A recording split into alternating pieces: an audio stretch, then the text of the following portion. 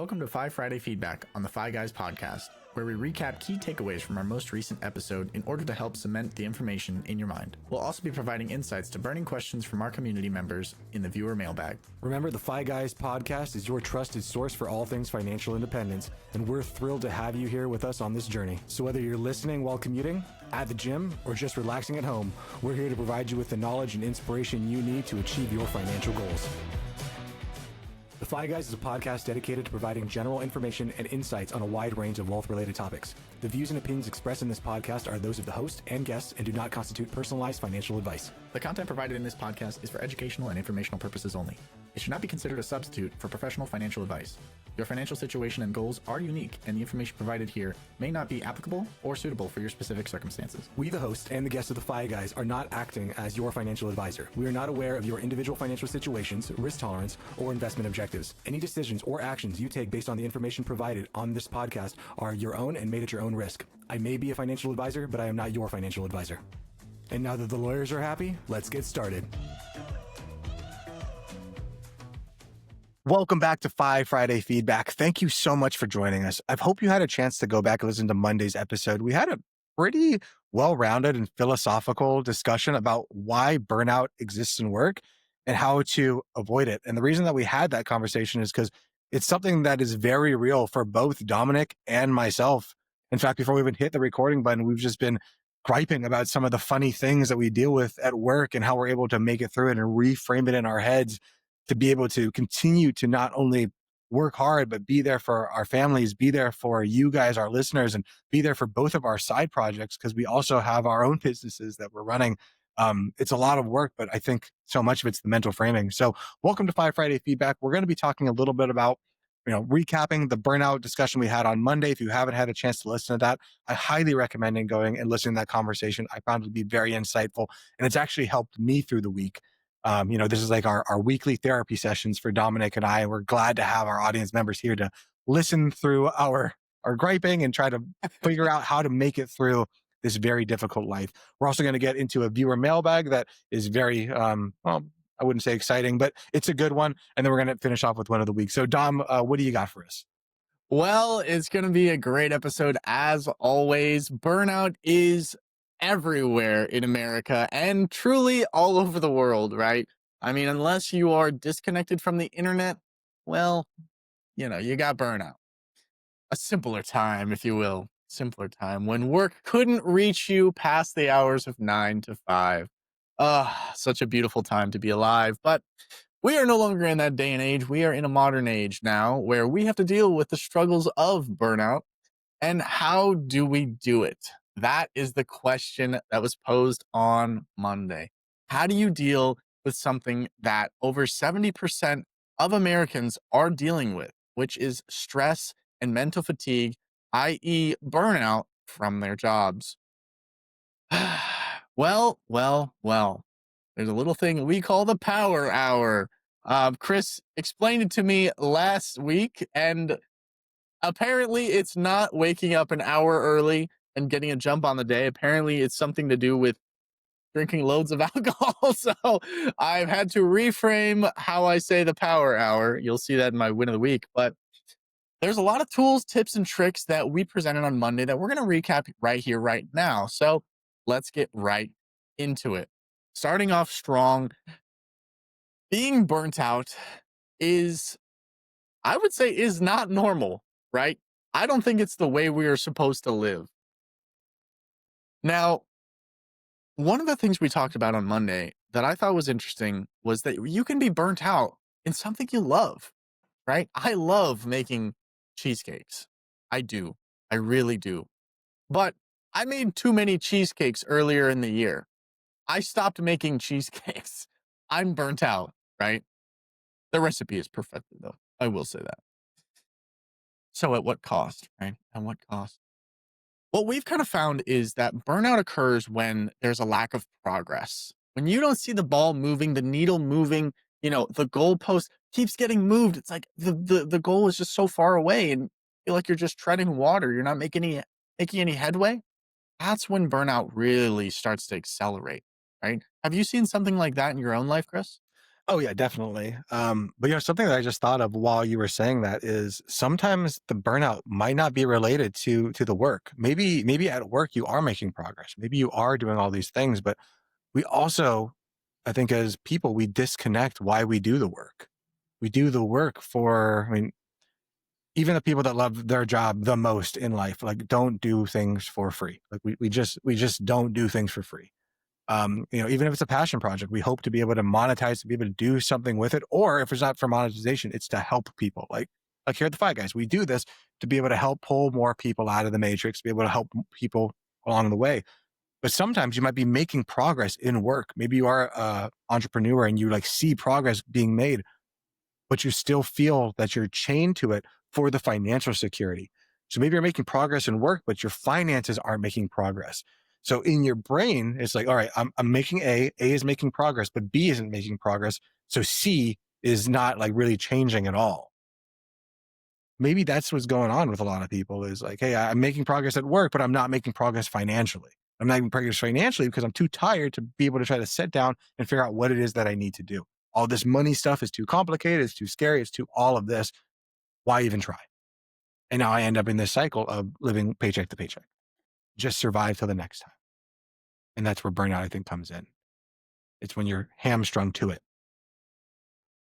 And I agree. Yeah, I mean, it's like you said, it's a survival mechanism. You're when you spend too much time in survival mode, you start to implode a little bit. You really start to feel the burden of survival mode. Because to be honest, like survival mode back in the day on the savannah, right? Way, and I'm talking way back in the day.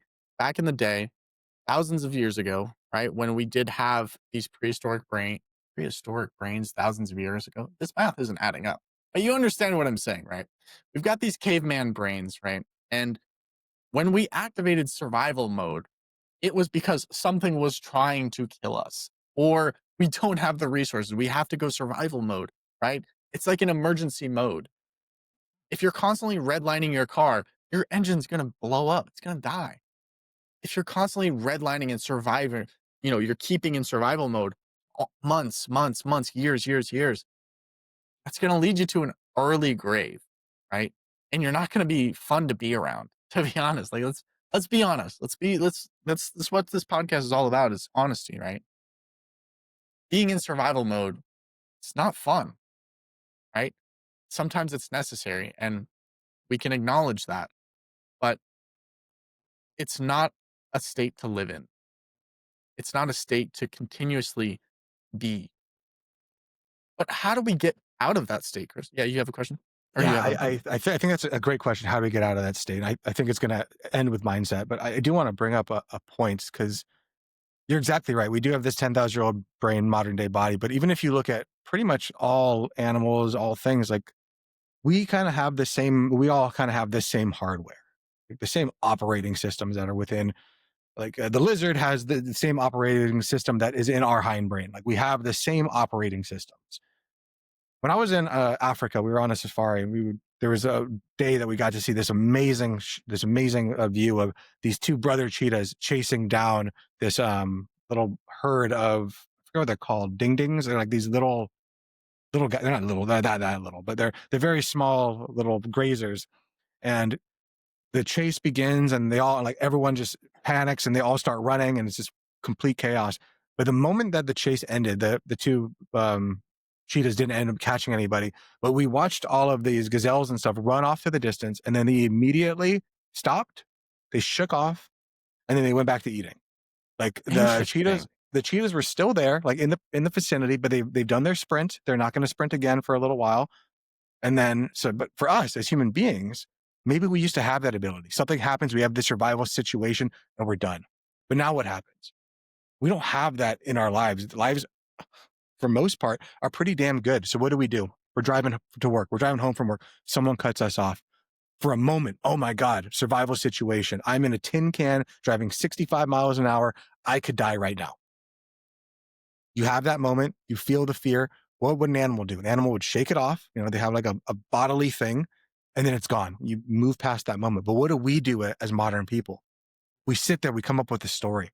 This psychopath cut me off because they were trying to kill me. And now for the next 10 miles, we're trying to fight this person. Then we get home and we yell at our cat because something that happened that is completely unrelated. And now we just replay this in our head over and over and over again. And it's not just the person that cut us off, it's the boss that was mean to us. It was the person that stole my parking spot. It was all of these things. And we're just holding on to these over and over and over again. And that's maybe the reason that when you get home at the end of the day, not only are you burnt out, but you're also just upset because you're telling yourself these stories of, I'm the victim. The world clearly revolves around me and everything is just hurting me. I know something we want to talk about is that's the reason I think so many people through all of time have fallen into more and more addictions as we pulled ourselves out of survival. When people were early hunter gatherers, there wasn't these like huge amounts of addictions that didn't start coming in until around the 19 or 1800s, where we started to really civilize. Now we start to see people doing drugs, drinking, doing all these things to escape the minutia because they don't have to constantly work just to survive. Yeah. Yeah. There's a quote when you were speaking, it reminded me of when someone like cuts you off. And there's many versions of this quote, but this is the one that that I know. But it was never a tribute to malice. What can be attributed to stupidity, right? It's like the guy's cutting you off. It's like I'm sure he didn't like look in the car and be like, oh, it's a fly guy. Hate that podcast. It's like try and cut me off. Um, what a full circle experience that would be. But no, it's people are living their own lives, and you have to you have to recognize that. But life gets very difficult sometimes. And what I find interesting in what you were saying, Chris, and what I was kind of thinking about what you were saying was, like you said, maybe you are making progress in your job. Maybe you're killing it at work, right? But other things are kind of adding up, right? And this is not a negative or a positive, right? You got to spend time with the kids. You got to spend time with the wife. There's, you got to do this, got to do that, got to do this, got to that. Your plate is full, right? And your plate can only handle so many tasks, right? We talked a little bit about on Monday, the purpose hour. Could we talk briefly on that real quick?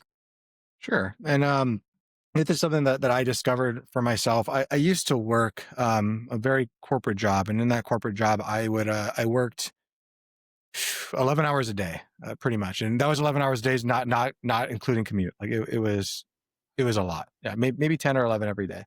Um, so that meant that I started work usually at 6 a.m. and I didn't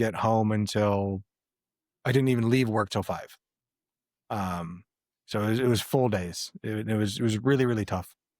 And something that I realized is, a lot of people would come in and they'd just be upset. They'd be angry because, you woke up at 6 and now, by the time you get home, the day's going to be gone. You go to work in the dark and you go home in the dark.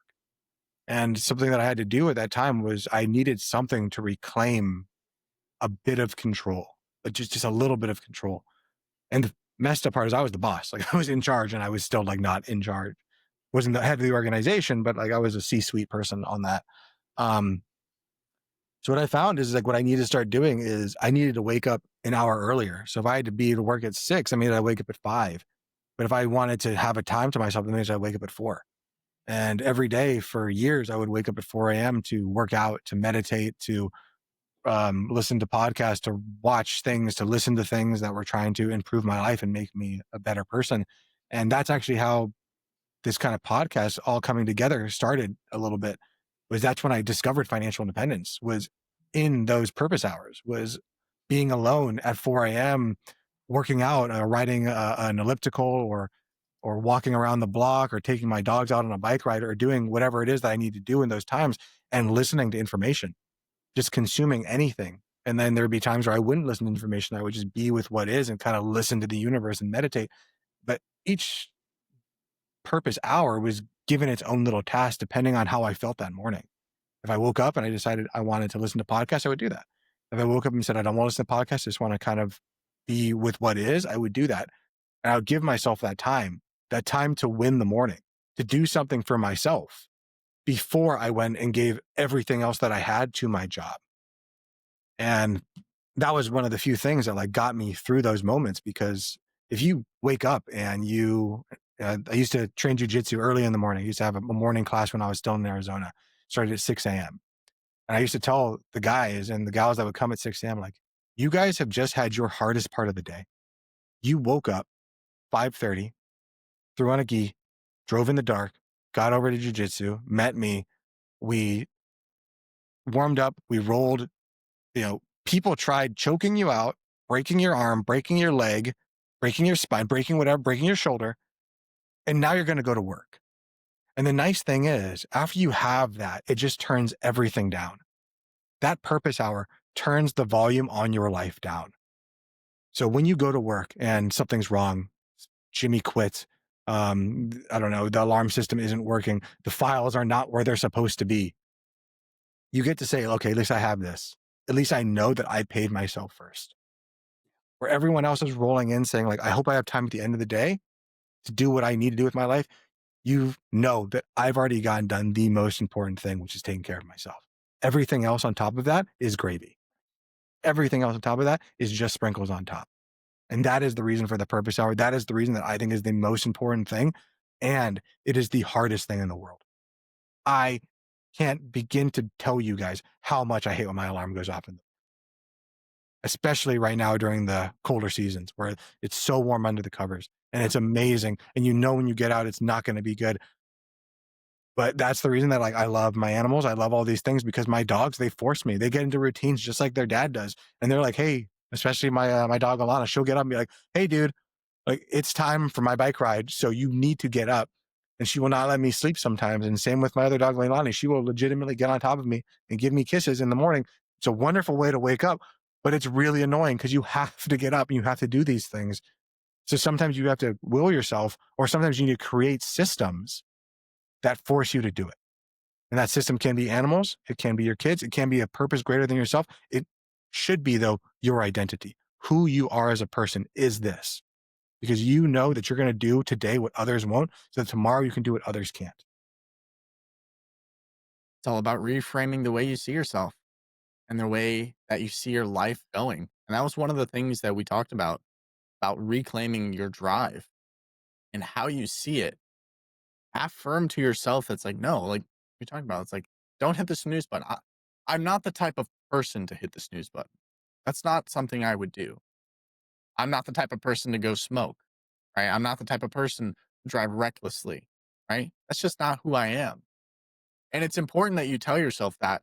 And it's important that you believe that, because your beliefs shape who you are and what you do. And what you do is who you become. So it's very important. The little things matter way, way more than we think they do. Way, way more. I think that that's really important. That's something I've been thinking about a lot recently. It's the subconscious, the unconscious. It it doesn't speak in words, but it understands words. So that's why I always say the things you tell yourself, the words you use have power. And people hear that and they're like, that's a little woo woo. But if you're telling yourself, I have to do these things, I hate doing this, blah, blah, blah, blah, blah, your subconscious doesn't understand it. And it's just taking that as truth. Like, it's like an AI operating system, right? Like, think of your subconscious as ChatGPT. Whatever you feed it, it just goes, okay, that's true. Whatever it is, you can say, like, oh yeah, spaghetti is blue and the sky is yellow, and grass is normally purple. And it just be like, oh, yep, okay. If it doesn't have any training data, it just goes, yes, that must be true. That's how your subconscious works. So if you sit there and say, man, I have to spend time with my wife and kids. Man, I have to go to work. I hate waking up in the morning, blah, blah, blah, blah, blah. Everything you're going to do is going to feel that. And now when the alarm goes off, you're going to feel angry. When your kids say, hey, dad or mom, I want to spend time with you, anger. When your partner says, hey, I'd love to spend some time this evening, anger, because you've told yourself this over and over and over again. And now these feelings are beginning to become true because your subconscious believes it because you told yourself it. And you can also unprogram yourself to go against the opposite. It's not easy. Once you install that drive, there isn't like a straight up reboot that you can do. It takes time, but you can do it if you're willing to commit and willing to work on it every single day. And you have to continue to sharpen yourself. You have to continue to tell yourself this. Like, I really, I, man, I wish, I wish so much there's been times in my life where I've been harder to kill, is kind of how I put it in my mind. I've been sharper. I've been stronger. I've been more disciplined. I've been admired more. I've been looked upon with, it's like, wow, man, he's doing so, look at this guy, right? But like we talk about, this too shall pass, right? You're not always going to be at the top of your game. In fact, you're going to go from the top of your game probably to the worst, right? I've been healthy, I've been fat, and then I've been healthy again, and then I've been fat again, right? It happens, right? But I think also, in regards to the subconscious conversation that we're having, we're too hard on ourselves. And remember, like we talked about, everything that we say, everything that we hear, everything that we allow, everything we do and we don't do, you're training your body, you're training your mind, you're training you to accept that. If every time you go to the bathroom, you don't close the lid, right? You're training your mind not to do that. Every time you wake up, you don't brush your teeth. Well, you're reinforcing the fact that I want bad teeth. I love giving money to my already rich dentist. What a scam, right? No, I don't want to give him any more money. Screw that guy. He's actually a really nice guy. I went to school with his kids. What do you got, Chris? Something that I was just thinking that becomes even more pernicious, a bigger issue over time is eventually you don't even see it. It becomes a blind spot to you. And that's the reason I feel like majority of people are unconscious. They're just going through life as an automata, like just as an NPC basically, because they've become blind to the situation that they have control. Because I go in there, I don't even see that the seat cover on the toilet's up, because in my brain that is the way it's supposed to be. I don't even see that. Oh, we're down to no money in the bank account. No, that's an issue because that's just the way it is. That's normal to us. In fact, the abnormal would be to have money in the account. That would be scary. Let's get it back down to zero. That's the way our brain works, and it becomes your new normal. And just like we talked about a few episodes back with David Foster Wallace's "This is water." It's like this becomes your water, and this becomes your normal. And you get to realize that, oh, just because this is normal for me, that does not make it normal. There is no normality in life. Like it just is, and I get to change it to live whatever purpose serves me the best. And that's really, really cool to realize that you have all that power, all that control. And it's also terrifying to realize that you have all that power and you have all that control. I say it all the time, but we as human beings do not dictate what happens to us. Yet we always have the ability to see what meaning we're going to make out of it and how we choose to respond. But it takes time, it takes effort, it takes mindfulness to realize between that stimulus and between your response, there is a gap for you to be able to consciously choose how you want to react. And most people never realize it. Most people go their entire life thinking stimulus happens, I respond. And there is nothing that I could have done differently. And if that's the way you want to go through life, that's fine. You can be in a deterministic society. If we go through that, we're not going to end up very far. We as a species would not have advanced to where we are if we lived in that reality. Or if all people lived in that reality. We need some people to break free, some people to be able to realize that I can control my destiny. Maybe not 100%, but I can at least assign meaning to how I view the destiny that I have. Poorest way to face the world is with a sneer. Gotta say it. Well, guys, that's going to conclude our first part of this episode. We're going to be moving on to our next part, which is our viewer mailbag. This is the part of the podcast where someone in the community writes into us and we try and give our best advice to help them out. Trying to, it's usually mostly financial, but a lot of it is psychological. A lot of it is habit based. A lot of it is just beliefs that they were installed with. So, with that being said, let's get right into our viewer mailbag. So for today's header, here's what we got. Debt relief destroyed my credit. Now what? How about that? Howdy, Fi guys. I'm writing this because I'm at a breaking point and I need some real talk. About 8 months ago, I joined one of those debt relief programs that promised to help me get out of debt faster, and finally breathe again. I was tired of just surviving, living paycheck to paycheck, and I wanted to start living again. But instead of freeing me, it crushed my credit and my confidence. My score tanked to 540, and now it feels like every door, credit cards, loans, renting a place, has slammed shut. I make about $120,000 a year, but I'm buried under $36,000 of debt, and I'm raising five kids on a single income. I budget down to the penny. No splurges, no impulse buys. I track every expense like it's life or death because honestly, it kind of is right now. Still, life keeps throwing curveballs. First, we had a death in the family. My mother in law passed away, and while she had nothing to her name, we covered the expenses because nobody else would. Then, our only reliable SUV, the one I almost had paid off, broke down and needs $7,000 in repairs just to make it safe to drive. There's nearly more, and it seems like it never stops. Every time I think I'm getting a little ahead, something hits. I feel like I'm running a marathon barefoot on broken glass, and every step forward comes with new setbacks. I've done the work, budgets, the spreadsheets, the sacrifices, but the system feels rigged against people like me trying to climb out. Guys, it is. It definitely is. Definitely is. The banks, companies, the credit card companies, they are in the business of making money and they will do wild things to make sure that they hit their profit margins. I want my credit to get above 600 again. I want to stop feeling like my finances are a ticking time bomb. And I want to give my kids life where money doesn't control every decision. What I really want is someone to look at my situation and tell me the truth, the good, the bad, and the ugly, and help me build a plan that doesn't destroy my credit further. I don't want more credit cards or a quick fix.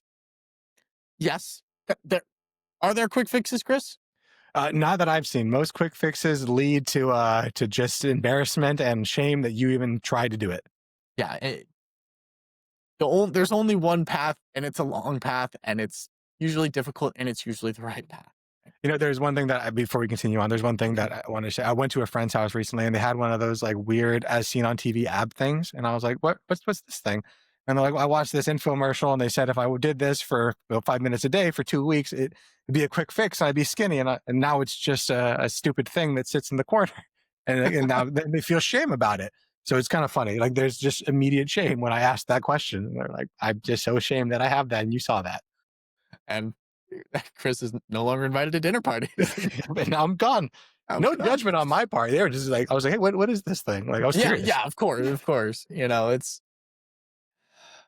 5 minute ab machine. I wish it was that easy to get abs. Trust, 5 minutes a day for 2 weeks.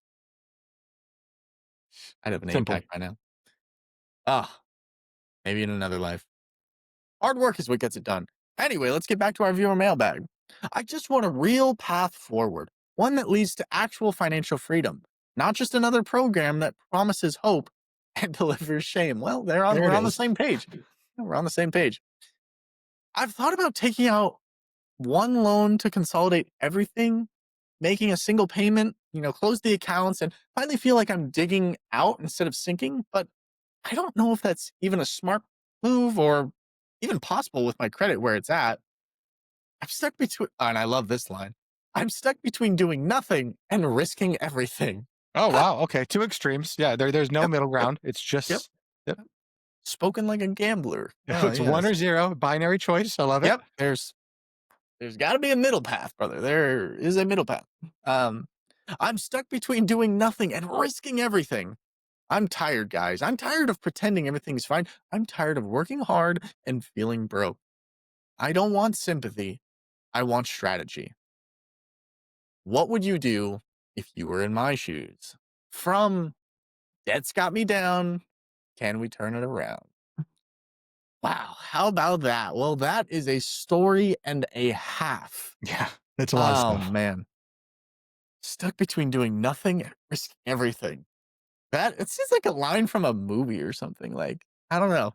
Well, there's yeah, I feel like that's the human condition, right? Is we want binary choices. We want people to be all good or all bad. It's really difficult for us as humans. I think about this a lot politically. Where you're like you look at someone who's maybe on the opposite team as you, and again, like guys, we're all human beings on a rock in the middle of the void of nothingness. We're all on the same freaking team. So take a wider perspective. But you look at somebody who's on the opposite team who you maybe hate. You're just like, man, they're all these things and they're so bad and they take from this person and blah, blah, blah. Oh, wait, but they're nice to their kids? Like, no, that can't be real. Like that's not real. Like they have to be all good. They have to be all bad. Because it's easier for our brains calorically, from an energy standpoint, to just be able to say, all good, all bad, binary choice done. I don't have to think about it anymore. We hate ambiguity because it is a caloric because we come 10,000-year-old brain, modern day body, we have this thought that like calories are not abundant. We need to conserve it as much as we can. Our brains eat up about 10% of our bodily resources. Actually, no, it's higher than that. I can't remember. Um, no, the head weight's 10 pounds. Either way, the brain is a caloric hog. So, in order to try to simplify as much as we can, we just think, okay, binary choices make my life easier. Ambiguity makes my life harder. It makes me have to put more resources at thinking through problems. So, So I'm off my rant on that. I love it. So it looks like I looked it up. The brain uses about 20% of your total daily calories. There you go. So about 300 to 400 if you're having a 2,000 calorie day, which is considerable, right? And one of the things that I thought was actually kind of interesting, I learned a little bit about the brain a while back was they did a study where chess players, like grandmasters, were in a chess tournament. They were burning thousands of Hmm. calories because their brain was just working overtime. And I don't think we think of the brain quite like that. Um, but we really ought to utilize that powerful thing upstairs. Getting back to our mailbag, can I turn it around? Yes. Will it be easy? No. Is that a good thing? Yes. Be very careful when someone promises you easy. Easy is often linked to you're about to get road pulled, you're about to get scammed, you're about to get punched in the face, right? I, wi- I, I won't deny. I would love for things to be easy, right? But when things get too easy, then you start getting depressed. So you need a little bit of challenge in your life. But we've got 5 kids she's raising. He, she, or he. I'm not sure which one, but I believe they're raising. They've got it's a a he decent. They've based off got a of the things. It's a he. yes. It is a heat perfect. So he's making $120,000 a year, which could be really good, right? We don't know where they are living, right? 120,000, say in New York City, might not go as far as in, you know, Cleveland, Ohio. If you got 120 in Cleveland, Ohio, you're probably the mayor. You're probably Mr. Cleveland, Ohio. I don't know. You might be LeBron. I don't know. LeBron makes so much money. Anyway, what would be the first step for them, Chris, to help get them out of this mindset where they need a quick fix or if they just want make it simple? Like, where do they go from here? Well, I think the first thing we need to do, there's going to be a lot on this one. There's a lot, but I think the first thing we need to do is we need to acknowledge our writer's courage for even writing to us. Because to our writer, like they need to give themselves credit. Because most people stay silent and let shame just drive the bus for their entire life and never actually make a change. The fact that our listeners even asking for help instead of just hiding from the problem tells me that they're actually ready to turn the corner. And that's step one to actually making success. The first step is admitting that there's a problem. So hopefully that answers your question. And luckily, this person is willing to do that. The amount of people I've spoken to as a financial advisor, now as a financial consultant and coach, is hey, what's the problem? Oh, there is no problem. My money stuff is great. Okay, well, then why are we talking today? There's a few $100,000 that's in debt. Nothing big. It's fine. I love it. Like, me and my wife are about to get divorced because we can't talk about money. But it's fine. Like this is how things are. It's great. So let's talk a little bit about the debt relief programs that often trade some short-term relief for very long-term pain. Because I think this is something that our general audience should know about. Debt relief programs make things sound like it's going to be a clean slate. But behind the scenes, what they're usually doing is they're taking your credit, they're stopping your payments, and they're negotiating for pennies on the dollar. All of this is happening at the expense of your credit. You didn't fail by going to the credit system. The system is designed that way, but you have the ability to recover from that now that you have the knowledge, and you can really reframe the situation as I went through it to be able to ask the Fi Guy so that other people don't have to go through the same exact thing. I think for right now, we need to stop chasing the credit score. We need to start focusing on financial stability. Credit is nothing more than a tool. It's not a trophy that you can go, I have an 850, I'm better than you, blah, blah, blah, blah, blah. None of it matters. Right now, your energy needs to be going towards building a margin. And by that, I mean we need cash flow, we need emergency saving, we need a little bit of stability, not obsessing over some magic 3-digit number, which is your credit score. Once your habits and the systems begin to stabilize, your credit score will naturally flow after that. The score is a symptom of being good with finances, not the solution. I think too many people, and we've talked about this before, Dominic, when life all just seems to be collapsing around somebody, we try to grab onto control of anything that we possibly can. Oh no, the house is on fire, but at least my plant over here is doing fine. And that's the way people do this with their credit score. Man, everything's coming around me. My expenses are outpacing my income. Let's focus on the credit score. If the credit score was good, I'd be really happy. With $120,000 in income, you hopefully have some room to rebuild, but your structure is going to be key. Again, to Dominic's point earlier, we don't know where you are in America. We don't know if you're even in America. Basically, if you're saying 120K rather than 120 pounds or whatever currency, makes me assume it's America, but I don't really know. So ideally, you're not in a low income trap, but you are in a high responsibility season. And Dominic and I talked on Monday about seasons of life. And this is one of those seasons that's going to be a grind. That does not mean that just because it's a season, no season is forever. There are times where it's the winter time, like it is right now, and people are like, oh man, it's going to be like this forever. A few more months, and it'll be spring. A few more months, it'll be summer. A few more months, it'll be fall. Then we get to start it over again. You have 5 kids, a single income, and I understand that's a lot. What you need isn't more money. It's a system that gives every dollar a job before it hits the checking account. Every penny needs a purpose. And that's how you start feeling in control. I know that you said that you're not eating out, you're not doing anything fun, but I still wonder then how is this working? How did you get yourself into this place? I'm not blaming you, but it is your responsibility to figure it out. So if I was you, I would not touch another loan again. Or um, or even maybe consider doing the consolidation product quite yet. And I know it has temptations, one payment, not having to do the juggling, but you have a 540 credit score. The terms will destroy you if you even are able to qualify for a consolidation loan, which I very much doubt. You'll likely be in double-digit interest that eats any progress you make. Instead, I would start by tracking one debt at a time. The smallest one or the one that has the most emotional weight. Momentum is often the most powerful math. And we've talked about things like this, the debt snowball, the debt avalanche, the hybrid method. If you don't know what those are, I would recommend going back to the FI crash course and listening to them. But the debt snowball is you list out every single debt you have, the amount and the interest rate. And whatever the smallest amount of money is, go after that. The avalanche is the one that is a little bit better from terms of math, and that you do the exact same thing, but you're going after whatever the highest interest is. The hybrid method is a mix of them both. Start with the snowball to get a win, then go for the avalanche in order to make sure that you're being mathematically. You need to rebuild trust with your credit score slowly and intentionally.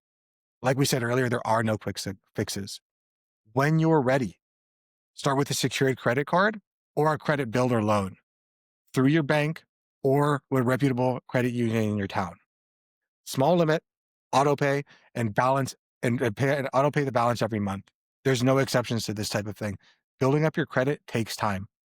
It's kind of like building a city. It takes years, decades, but it can be destroyed in a minute. That'll start showing lenders that you're reliable again. And you don't need 5 accounts. One done right is enough to start getting momentum and see your credit score come back. But again, the credit score is not the issue right now. So what I need you to do is I need you to build a 90-day buffer, even if it takes a lot of time. And most likely it is going to take time. All of these things take time. And that's where people fail. It's because it's boring. It's because it's hard. It's because they don't see progress. But you're making progress. You just have to track the progress you're making and believe that it's real. So before there's any debt snowball or a payoff plan, aim for 1 month's worth of expenses in cash. Then try to get it to 3. This is your oxygen mask. You can't fight debt if every single emergency knocks you back on your feet. So I would say save small, but be consistent, and please continue to try to pay off those minimum balances. I'm not saying don't pay off any debt at all until you have this emergency saving. That's not what I'm saying at all.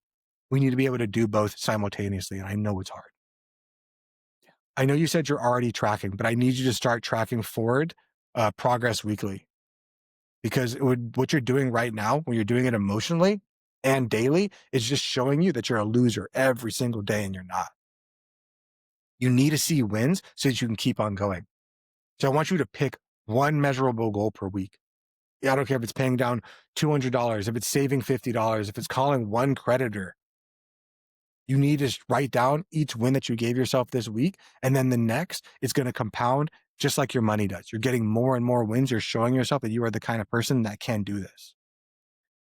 And this is the momentum that brings structure and strategy, not shame. You didn't get here because you're lazy, because you're bad at money. You got here because life hit you hard and you reacted like most people do, with survival, with how do I get through this moment, not how do I thrive in 10, 20, 30 years.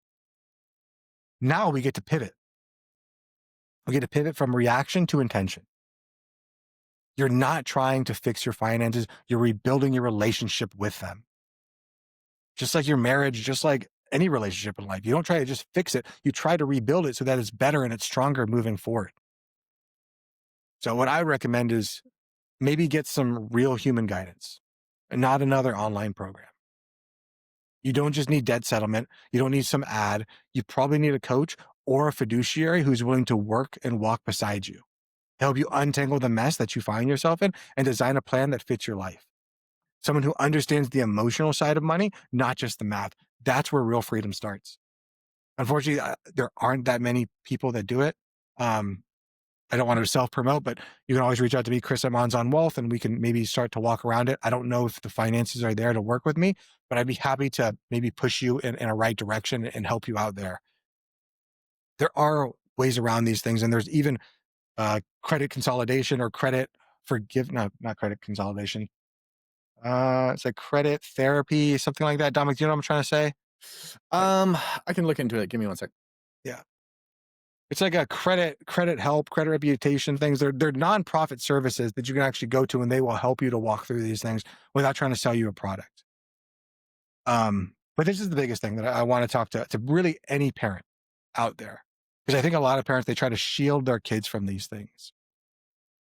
And I want you to remember that your kids are watching. So let them fuel you, not guilt you. You're teaching them what resilience looks like. Credit I think counseling. credit counseling. Thank you. I That's what it I was. couldn't remember the word counseling. That's it. Credit counseling. Look for accredited credit counselors that are nonprofits. Don't look for for-profit credit counselors, because it's not gonna be good for you. All right, this is it.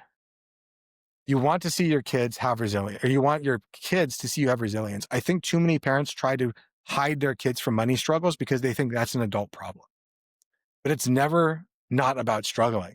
It's about showing them that you can get back on your feet when life punches you in the face. You have an opportunity to break a generational cycle, and that's powerful. Because how many people didn't learn about money because their parents didn't teach them, because they wanted to keep them safe from that? And now they're repeating the exact same thing. And the generational trauma repeats. Generational sin, whatever words you want to use, it's the same thing that keeps happening, because people won't talk about it, because they try to keep everything hidden behind some veil, because they're ashamed, because they think if this kid sees this, they're going to have trauma or whatever. What really creates trauma is not talking about the issue. The final thing, and this is not just only to our listener, this is to everybody. You're not broken. The system is broken. Your system is broken. And the system can be rebuilt. It can be rebuilt. Start small, stay consistent, and remember, this is about designing the life that works for you, not one that looks good on paper and makes you feel important to other people. Not only is your system broken, the system, our entire economic system is broken. And again, that's not either good or nor bad, probably more bad than good, unfortunately, but Yeah, it is what it is. So we have to work within it as we try to rebuild it from the inside, just like our personal systems that we have for money. So start small, start consistent. I know you can do it. Just start working at it one day at a time. And it's going to take time, but this is not forever. I promise you that. it's just the season we're in. Well, we're going to be moving on to our win of the week, but best of luck to you, viewer. We know that the road ahead is difficult, but it is possible. And that's what we want to reassure, that it is possible to get to where you need to go. Alrighty, Chris, what is your win of the week? So What my do we win of got? the week is pretty exciting for me. For Monzon Wealth, we've been kind of struggling a lot to bring in new revenue, bring in stuff. And the reason for that is I used to be able to bring in quite a bit of revenue back before AI really hit the scene. When AI hit the scene, just it was like someone turned off the faucet and it just everything kind of stopped. And we move into a new era, right? And I thought that, I know marketing, I know how to do this stuff. I've taught myself a lot of things. I thought I could do it by myself. And the last two years have really just shown me that I need a team behind me. So I'm very excited that I'm now working with a new marketing team from Monzon Wealth, who's going to be helping me. So this is all kind of part of that burnout, right? That we talked about for both of these podcasts. I just don't have the bandwidth to be able to do this. So sometimes when you're stuck and you need help, you reach out to somebody that you hope can help you. And I'm very hopeful. I think this team can do what they say they can do, and I'm going to sit down. I'm going to manage them, and I'm not just going to let them do what they need, do anything without being a part of it. But I'm really excited about that and being able to kind of farm out some stuff to hopefully be able to get out of this season that I'm currently in. But just like I talked with our viewer mailbag, I'm in a season and I'm also actively working to get out of that season. I'm not just going to sit there and complain and say this is just sucks and not do anything. I have to do something about it. Regardless if the situation was my fault or not my fault, it is on me to get myself out of it. I think that's interesting what you said. I don't know if, to me, it was prolific. It was like, I'm working to get myself out of this season. When a lot of us keep our heads down and like, this is the season we're in, and then the season turns into your life, and then you have no life. I think that's awesome. I think that's really awesome, Chris. I love the idea that you're working towards getting out of this season, getting back to the life that you choose to live and that you want to live. I love that. That's awesome. And I hope the team goes well. For my win of the week, I've started my power hour. Really, it is not a power hour. It is a purpose hour, but power hour is way catchier. It's way catchier than purpose hour. Um, so I'll probably just stick with calling it a power hour and just dealing with the consequences of that action. But for me, waking up a little bit earlier, like we talked about an hour earlier, has helped me. Right? It's amazing what you can do when you don't wake up 30 minutes, 10 minutes, 20 minutes before you're supposed to like leave for work. It's a crazy thing. What a concept. I've started eating eggs. I've started having breakfast now. That's pretty freaking cool. I gotta relate it to food. I gotta relate it to food. Um, no, but it's nice. I got a little bit of editing done in the morning. Took a nice brisk shower, hung some curtains, cleaned the house. Um, and it's a nice way to start the day. It's a nice way to start the day. And I will say the day did punch me in the face. So it was nice to have, you know, a little bit of leeway in there where it's like, hey, my face can take it. I've already done so much today. So that's always fun. That's always fun. So yeah, get your work done before the work starts. And that would be my win of the week. That is what I did this week. So I'm really excited about that. And really excited to continue that and get my sleep in. I got to get my sleep in. But that's going to do it for me. Anything else, Chris? No, Give us I'm feedback. we're moving into the holiday season, so our plan is to continue to be able to continue to meet every week and keep on doing this. In case we do fall off for the holiday season, I just want to throw that out there as an option that might happen just for a couple of weeks. But I hope that it doesn't happen. But we are going to do our best to stay up on everything. Next week, we have an exciting episode talking about year end planning that you need to do because we only have a few more weeks before 2026. Can you believe the year's over? I can't believe it is so fast. Crazy. Concerning. Crazy. Concerning. Anyway, guys, that's going to do it for us here at the Five Guys. Make sure to like, to follow, to send this to a friend, and to always take action on what you hear in the episode because entertainment without education, without action is just entertainment. Gets me almost every time, but we're getting better. We're getting a lot better. So, with that being said, we'll see you guys back here on Monday. Hope you have an amazing weekend. Later, later. Later. Peace. This video podcast is sponsored by Monzon Wealth. The content in this podcast is for informational purposes only and should not be considered financial advice. We do not endorse specific products or services. Past performance does not guarantee future results. The opinions expressed are those of the host and guests, not the podcast sponsor. It is crucial to consult with a qualified financial advisor or professional who can provide advice tailored to your specific needs before making any financial decisions, investments, or taking any other actions. If you are seeking specified help, you can reach out to Chris at monzonwealth.com.